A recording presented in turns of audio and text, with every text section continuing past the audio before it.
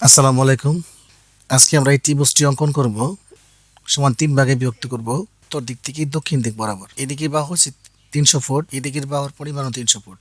আর এই দিকের বাহুর পরিমাণ হচ্ছে ২৭০ ফুট। আর নিচের দিকের যে বাহুটা আছে ৩ ভাগে ভাগ করতে হবে, প্রত্যেক ভাগে ৯০ ফিট করে আসবে।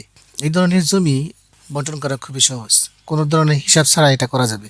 লাইন টুল সিলেক্ট করব, এরপর এদিকে ৩০০ ফুট দিতে হবে। এটার থেকে সেন্টার রেডিয়াস এখান থেকে আমার দিতে হবে ২৭০ ফুট। আবার সেন্টার রেডিয়াস থেকে সিলেক্ট করে এদিক থেকে দিতে হবে ৩০০ ফুট। এখন লাইন টুল সিলেক্ট করে এখান থেকে এখানে আমার দিতে হবে, আবার এখান থেকে এখানে দিতে হবে। তাহলে আমাদের ত্রিভুজটি অঙ্কন করা শেষ হয়ে যাবে। সার্কেল দুটিকে কেটে দিই। এই নিচের দিকে যে লাইনটা আছে এই লাইনটাকে আমরা ৩ খণ্ড করব।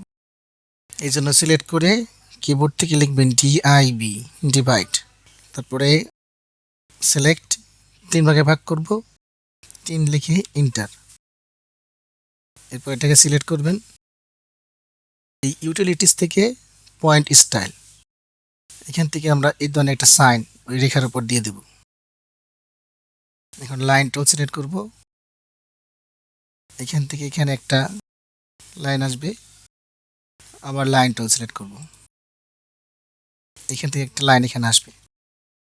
এখন ডাইমেনশন স্টাইল থেকে লাইন সিলেক্ট করব। এরপর এখান থেকে এখানে বাহু কত ৩০০ ফিট। এগুলো আমরা প্রত্যেকটা বাহুর মান এখান থেকে বের করে নিব। তো এখন এখানে ১ নম্বর, এটা ২ নম্বর এবং এটা ৩ নম্বর পার্টে বিভক্ত হয়ে গেল। আর প্রত্যেকটা অংশে সমপরিমাণ জমি রয়েছে, এটা মেজারমেন্ট করার কোনো প্রয়োজন নাই, যেহেতু আমরা অটোক্যাডের সাথে জিওমেট্রিক্যাল করছি। এবং এই ধরনের জমি যদি আপনার সরজমিনে পান তো অনায়াসেই চোখ বন্ধ করে মারতে পারবেন। ধন্যবাদ সকলকে, দেখা হবে আগামী টিউটোরিয়ালে।